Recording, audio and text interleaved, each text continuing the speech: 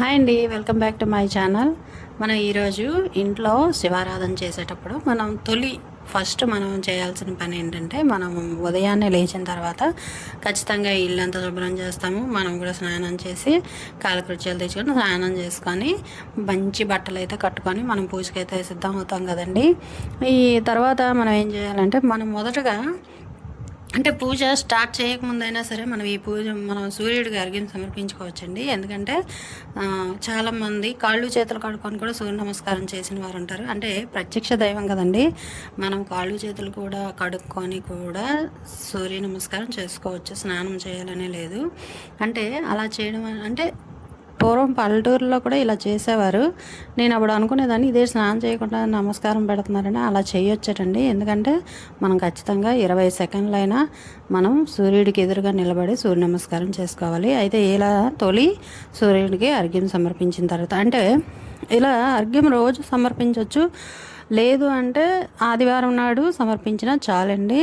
మనకి సూర్యదేవుడి అనుగ్రహం అయితే తొందరగా లభిస్తుంది. అలాగే మనకి ఆరోగ్యాన్ని అష్టైశ్వర్యాలని సిద్ధిస్తాయండి. ఆరోగ్యం మెయిన్గా మనం ఖచ్చితంగా సూర్య నమస్కారం చేస్తే ఆరోగ్యం చక్కబడుతుందండి. ఇంకొకటి ఏంటంటే, మనకి ఏ గ్రహ తాలూకా దోషాలు కూడా ఉండవండి, ఖచ్చితంగా చెప్తున్నాను.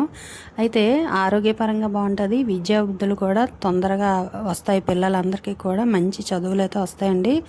అలాగే ఉద్యోగ ఆటంకాలు ఏమున్నా కూడా తొలగిపోతాయి. అలాగే ఇంట్లోనే మనం ఇలా శివారాధన చేసుకొని, నేనైతే ఇంట్లోనే ఇలాగే రోజు చేస్తానండి శివుడికి అభిషేకం, పూలతో కానీ లేదంటే బిల్వపత్రాలు ఉన్నా సరే, ఏది ఉంటే అది మన దగ్గర నీలో పాలో ఏమున్నా సరే శివాభిషేకం చేస్తాను. ఇలా అభిషేకం చేయడం వల్ల ఏంటంటే చాలా బాగుంటుందండి. ఆ రోజంతా కూడా చాలా మంచి పాజిటివ్ వైబ్రేషన్ అయితే వస్తుంది. ఎప్పుడు కూడా మనం ఎక్కడికైనా వెళ్ళాలన్నా కూడా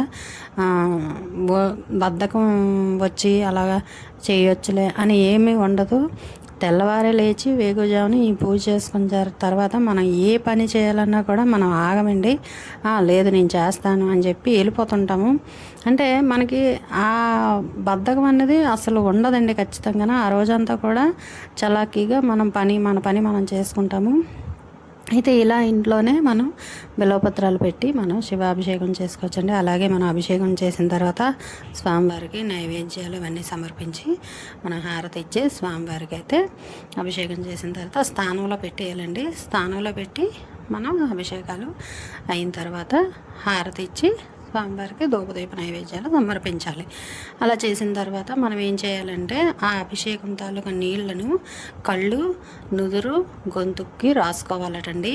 నేను ఈ మధ్య తెలుసుకున్నాను. అలా రాసుకున్న తర్వాత తీర్థంలో తీసుకోవాలి. అలాగే శిరస్సు మీద అవి జల్లుకోవాలి.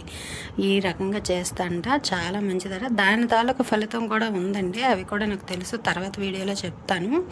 అయితే సాయంత్రం పూజ మాత్రం ఇలా తులసమ్మకి మనం బద్దకించకుండా రోజు సాయంత్రం పూట సంధ్యా సమయంలో తులసమ్మ దగ్గర పూజ అయితే చేసి తులసి స్తోత్రం చదువుకోవాలండి. అంటే ఏదో పూజ చేసి మనం ఇంట్లోకి వెళ్ళిపోకుండా అమ్మవారి దగ్గరే కొంతసేపు కూర్చొని తులసి స్తోత్రాలు ఇవన్నీ చదువుకోవాలండి. అలాగే అమ్మవారికి సాష్టాంగ నమస్కారాలు చేసుకోవాలి. అమ్మవారిని ఏదైనా పాటలు ఉంటాయి కదా, దేవుడి పాటలు, భక్తి గీతాలు, ఇలాంటివన్నీ కూడా వచ్చో రాకో అవి పుస్తకం తీసి చదువుకుంటూ అమ్మవారిని కూడా సేవించాలి. ఈ వీడియో నచ్చితే లైక్ చేయండి, షేర్ చేయండి, సబ్స్క్రైబ్.